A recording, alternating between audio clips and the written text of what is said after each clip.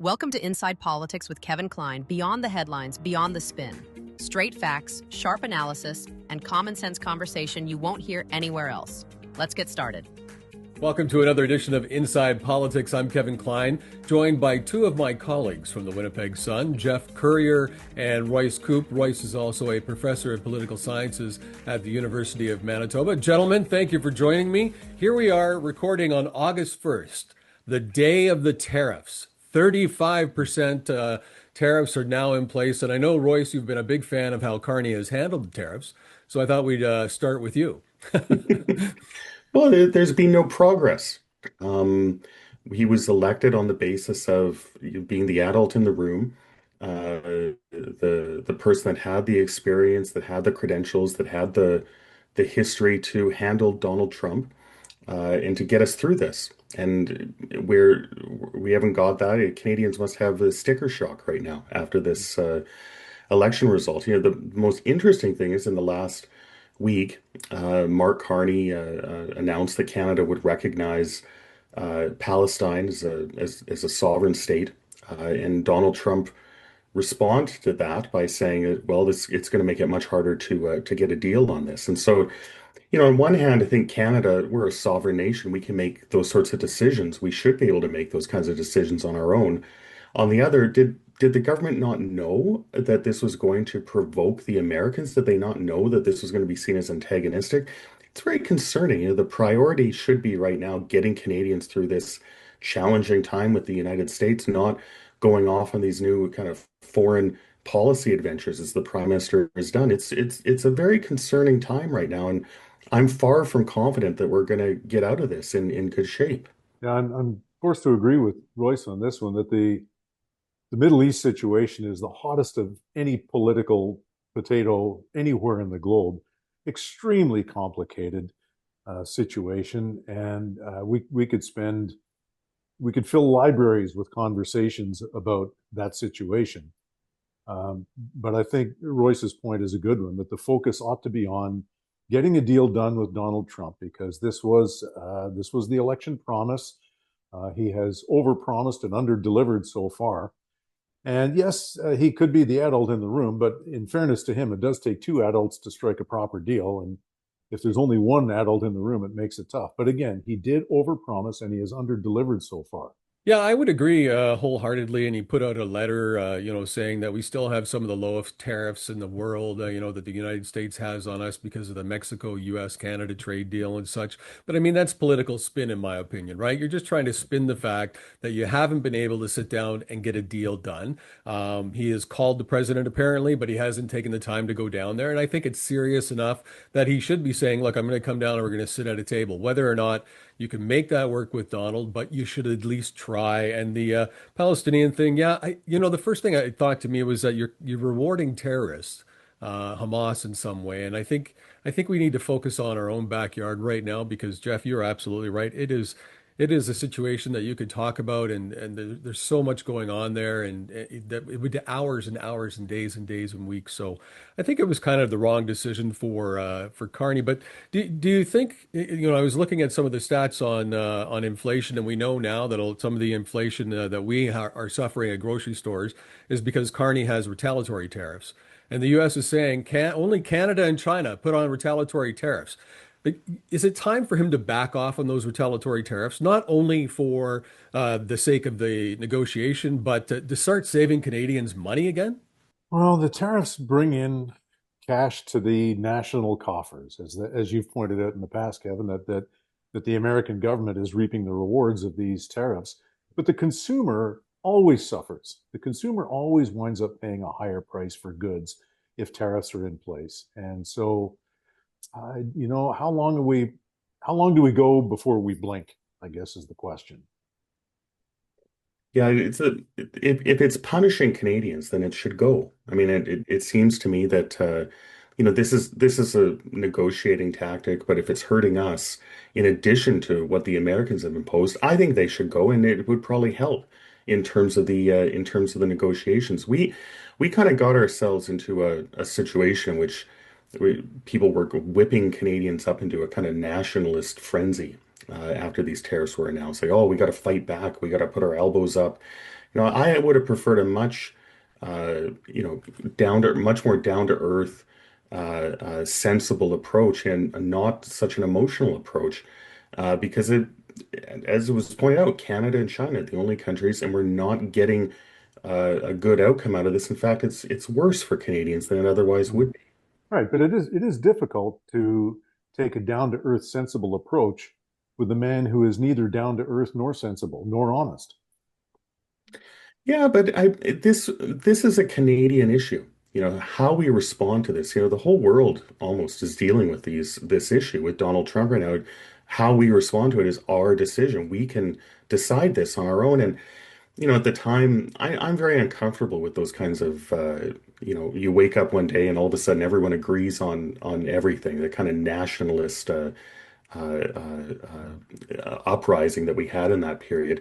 And it would have been much better, I think, if we had people that were much calmer, much down to earth about how we were going to approach this than we did. Right now, we're kind of locked into retaliatory tariffs. We got to fight back. We got to put our elbows up. I'm far from convinced that was the best approach to take. But now, how do we get out of it, right? I mean, Canada elected Carney. He basically has a majority government. He only needs a couple of votes here and there, which I'm sure the NDP will continue to prop up Carney. We don't hear a lot about it anymore because Singh is gone, but the NDP would be the one that could prop up Carney on everything and probably will. So are we stuck with this now? And what's it going to do to the Canadian economy? And how do you get him to do anything? Because you're right, he totally overpromised and underperformed, and continues to do that, but continues to try and be this statesman, especially in Europe. Right? He's trying to be this big statesman in Europe and make Canada more of a European country, maybe part of the European Union almost. When, like it or not, we depend on the United States. We depend on them for security. We depend on them, and that's one of our biggest trading partners. We don't have the factories or the ability to sustain ourselves here in Canada. We don't grow oranges. We don't do a lot of things. And that's because the Liberal government pushed away investment for 9 years. And we saw a lot of companies go, and we're seeing that still today. So how do you get out of it? Well, I'm not sure caving to Donald Trump is the answer, but Royce's point is probably a good one either, that the combative approach hasn't produced any results so far. So we're kind of stuck right now. We're also sitting on top of one of the biggest markets in the history of the world. It's right there. You just have to get in your car and drive down. There's always going to be difficult periods. Every few decades, the Americans go through a kind of protectionist uprising. We have to deal with that, and the way you deal with that is by having the infrastructure to get our products, especially energy products, to markets other than the U.S.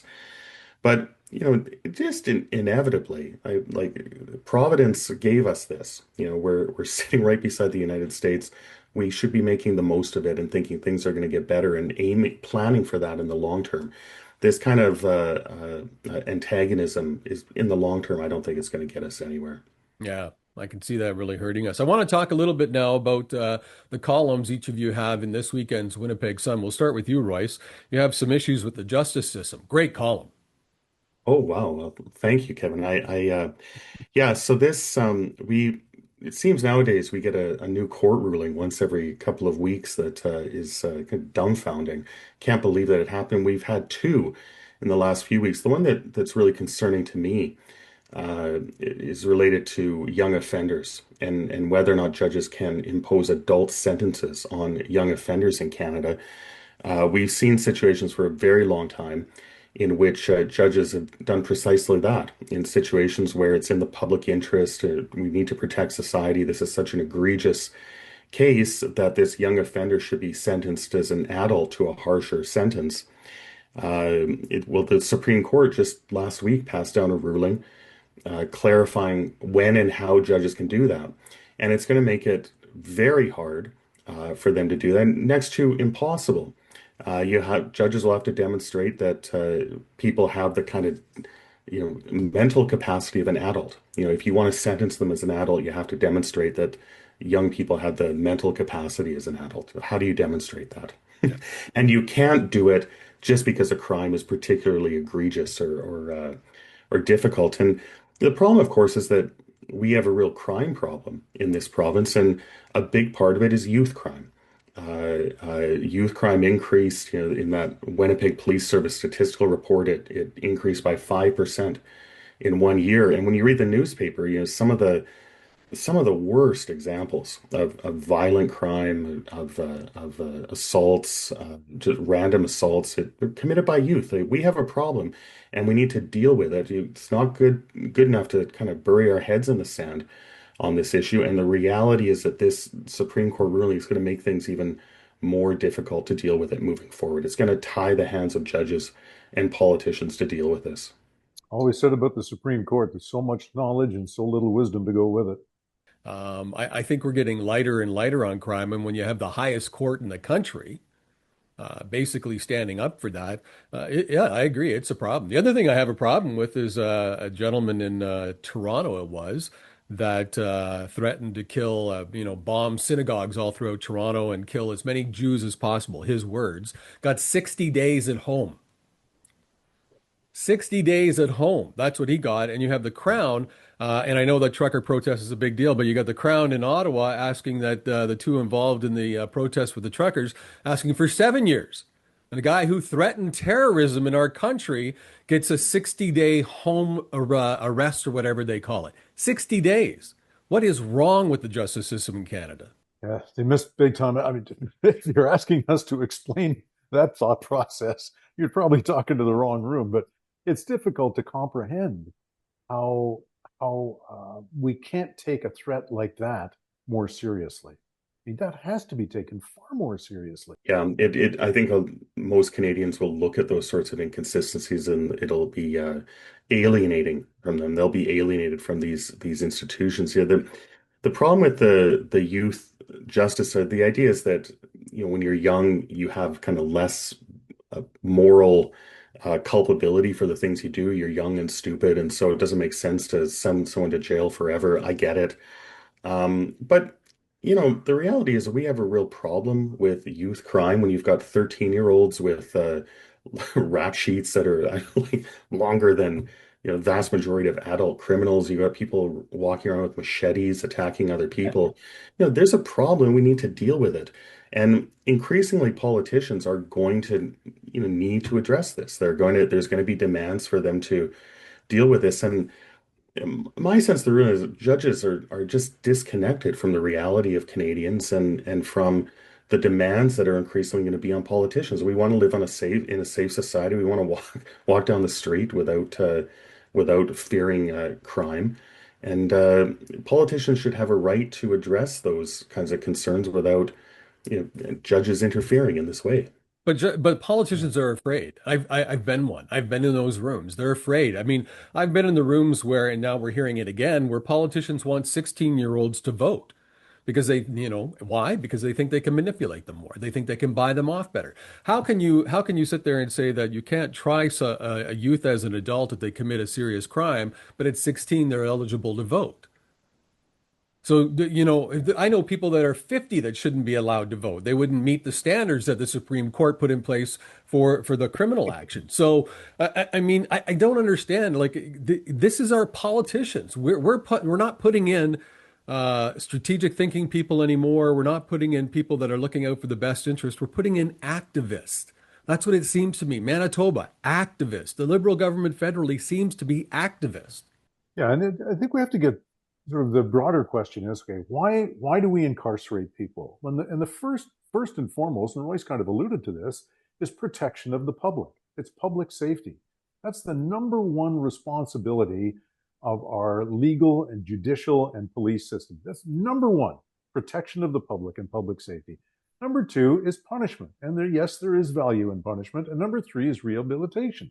All three of those things have to be combined. But first and foremost, public safety has to come first. And if someone is 12 or 55 brandishing machetes at people, they need to be removed from society, at least temporarily, for the safety of that society.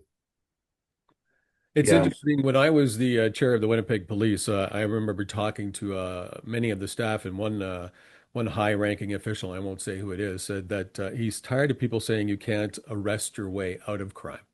He said that's not a reality. The reality is you can't re-arrest your way out of crime. And you're right, Jeff. So if you arrest somebody and they go through the programming or they have play, the time in jail and so on, then you are starting to address the problem. But I think it was incredibly intelligent of this gentleman when he said you can't rearrest your way out. And we're seeing that everywhere, right? Bail, we're seeing that with people getting out on bail. We're seeing if you see most of the news releases that come into the Winnipeg Sun from the Winnipeg Police, they broke some kind of release conditions. That's bail on almost 90% of the releases that are coming in. And here we are now making it even easier for criminals via the Supreme Court. Yeah, it's when it comes to recidivism, most people that commit crimes in Canada, including young people, they do it. They kind of touch their finger against the burner, realize, holy cow, I don't want anything to do with the criminal justice system. They move on with their lives. We all know people like that. Maybe the three of us got into trouble when we were teenagers, and no one wants to take, some kid who steals a pie out of someone's windowsill. Like, I kind of date myself. That's not the worst crime you can commit. Obviously, we don't want to like kind of ruin these people's lives, give them records for lives. But yeah, there was a story a while ago. A 13-year-old was arrested for a very violent attack on a Winnipegger, and he was not observing conditions from a previous crime at 13 years old. And so, we've got these principles. You don't want to punish kids for mistakes they make when they're in their youth. That's fine. I agree with that. But there's something else happening here. We need to open our eyes to it. And rulings like this just make it harder to deal with that reality. Right. But it can't be the job, and it is not the job of the criminal justice system to repair the damage which is done to children in their homes, either through physical or sexual abuse or abandonment or verbal abuse or whatever the issues are in the home. The criminal justice system is not accountable for that. That's outside their area of expertise. Other people need to work on those issues, but the criminal justice system is there primarily to enforce the law and protect the public. Yeah, very true. Good discussion on that. I want to move on now to Jeff's column this week in the Winnipeg Sun. Jeff, you had some eye-opening information about the NDP. Yeah, the NDP leadership campaign is now going to be underway, and whoever wants to take over from Jagmeet Singh is going to have a very tough row to hoe. I think, as we all understand, they're down to 7 seats in Parliament. They no longer have official party status. This was, remember, not very many years ago when Jack Layton had the orange wave through Quebec and the NDP was riding high. Since then, its fortunes have been in steady decline, and so you're practically starting from scratch, whoever takes over. But some of the things that we discovered, taking a look at the party's official website, the qualifications for running for the leadership of the federal NDP. Now, you need to get 500 signatures of card-carrying members. Fair enough. That's easy enough to do if you want to seek the national leadership. But they have to be representative, proportional from each region in the country. Okay. 10% of those nomination signatures have to be from young New Democrats. But the one that really stood out for me, and I think this will surprise people, that a maximum of 50% of the signatures you receive on your nomination, if you want to run for the national leadership, a maximum of 50% of the signatures on your nomination form will be what they call cis males. In other words, cis, for those who don't know, is that you identify with the gender with which you were born. So the three of us would be examples of cis males, CIS.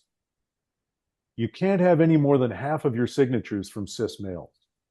It doesn't say anything about more than half of your signatures from cis females, but no more than half of your nomination signatures can be from cis males. Presents a bit of a problem because you also have to get signatures from Indigenous and marginalized, racialized groups. So what if an Indigenous cis male signs your nomination form? What category does that person fall under? Anyway, it just to place those quotas in place, I think will surprise some people when they take a look at the column tomorrow and see some of the other qualifications that are in place. Yeah, that's a good catch. I didn't know that was happening, Jeff. Parties always kind of have to decide, are they going to conform to their principles or are they going to win? If you're going to win, ultimately you have to compromise. And the NDP right now just seems like it is not going to compromise on any of these things. What is the point of this? What is the point of limiting the selectorate that can actually vote for the leadership, who can actually allow a candidate to run? And you can make the argument that, you have to have support from a certain number of regions, that ensures that you're not getting kind of fringe candidates, single issue candidates, maybe with strength in one region from one interest. And so you can make that argument. But I think when you extend that to lots of different groups, uh, that's going to hurt the party. NDP is the really interesting party in Canadian politics right now because whether the party sinks or swims, it's going to kind of shape what Canadian politics looks like in the future. The NDP disappears, it's liberal and conservative competition. Canadian politics is going to be totally different in the future than it was in the past. And things like this, really makes you wonder, is the NDP actually going to disappear from federal politics, or at least get pushed back to those super safe seats that they won in the last election, and never get out of that? But I mean, with those kind of rules, the first thing that hits me is why don't you just appoint somebody then? I mean, you're trying to control who's in there, you're trying to control everything. So why don't you just appoint somebody and not have a leadership race? Because if only 50% of cis males are allowed to sign your nomination form, what happens if more than 50% of cis males will vote for you to become leader? Will you be rejected? Yeah. Right? I mean, that's a possibility. It reminds me of this silly thing that's been going on online about the American Eagle genes and people freaking out about that again, and all that nonsense. The DEI. It's like enough. It's unfortunate because I know that the both of you like to have a three-party system. We have about a 10-party system right now, it seems, but really three. And with the NDP gone, it's going to knock it down to two. So it could change, of course, the history or the future for Canada. But I don't think there's any place for this kind of nonsense in party politics. Well, and To get the signatures and yeah, get the votes. yeah. If the NDP was to disappear, and I don't think it will, I think it'll always have some support. But suppose theoretically, if the NDP was to fold up its tent, disappear, then in minority governments, you're faced with the rather dim prospect of the Bloc Québécois holding the balance of power consistently. I'm not sure how many people outside of the province of Quebec would be keen on that prospect. And look at the results of the progressive conservatives here in Manitoba. They had their leadership race. Wally Doddridge got more votes than Abhi Khan, but Abhi Khan won because of a point system that they got put in place. And how's that helped the party? Because all the polling I'm seeing is that they're going down further than they were in the 2023 election. They've dropped even more. So you make these rules that don't fit with the grassroots of the party or with the party in general, and you pay for it.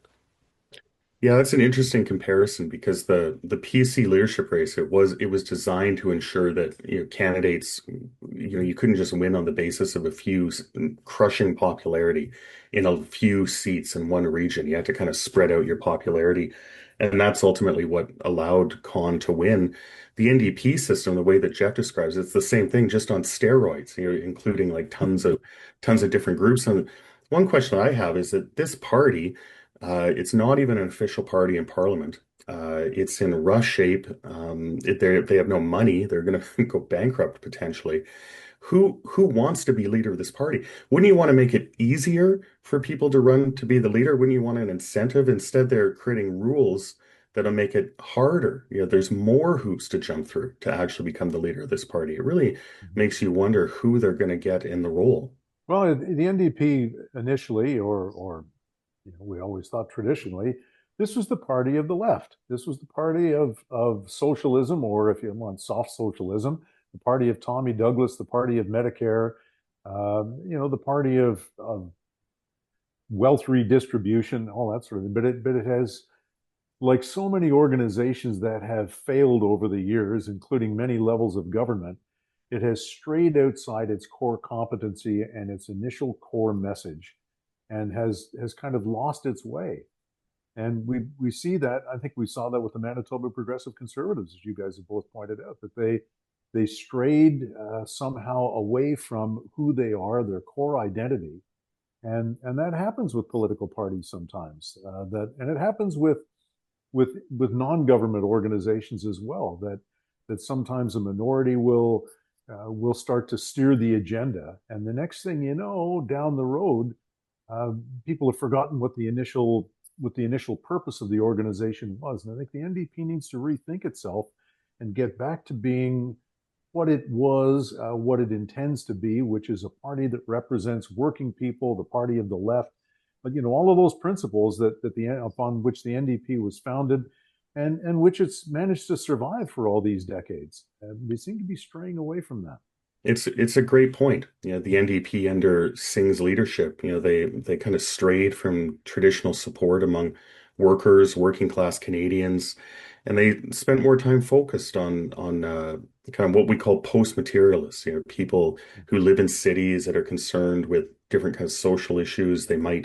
I think a lot of workers, they might not know what a cisgender person is, but the people the NDP has been focused on under Singh are certainly very concerned with these kinds of issues. And so the Conservatives in particular have absolutely eaten the NDP's lunch when it comes to working class Canadians. They now have that Transcona seat. They have seats in Windsor, Hamilton, all these old NDP seats of working class voters. The Conservatives hold them now. There's been a real effort. And I'm looking for signs of whether or not the NDP is going to do what Jeff is suggesting, go back to targeting that base, or if they're going to keep repeating the mistakes that were made under Singh's leadership. It feels like from these leadership rules, they are committed to that. I guess the biggest thing that I get out of this is fear. Like now I'm afraid that we might have Carney for 4 years, or longer. I'm really fearful of that. I was thinking that maybe we'd have an election called, that somebody would not do the prop up again. But I mean, if they don't have official party status, they want to keep their job, they want to keep the big salary they're getting and all the perks that they get.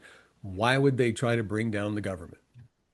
Well, and the NDP, as Royce has pointed out, is in no position financially to trigger an election either, and that's more than almost any other factor. That's, can we afford an election campaign right now? Even the Conservatives can't do that. So yeah, I think we're staring at Mark Carney for at least a couple of years and maybe more. Yeah, I think that's right. In the last election campaign, the NDP didn't even have enough money to fly Jagmeet Singh around the country. He was putting around in his campaign bus in Southern Ontario for the entire campaign. It would be much worse right now. The party doesn't have money, and they have very little ability to raise money. You need a leader. You don't know who you're going to end up with. Yeah, it's there's a kind of interesting argument that because the party is shrunk down to kind of hardcore supporters, they can they can always win those kinds of seats. Winnipeg Center, that's probably going to be an NDP seat forever. Maybe they just kind of recklessly bring down they wake up one morning and say, okay, that's it. We're defeating the government. We're sick of this. But I think Jeff's view is very sensible. I don't think we're going to have an election anytime soon in this country. I think that has about the same chance as a snowball in hell, of that happening. So I don't see any of that happening at all.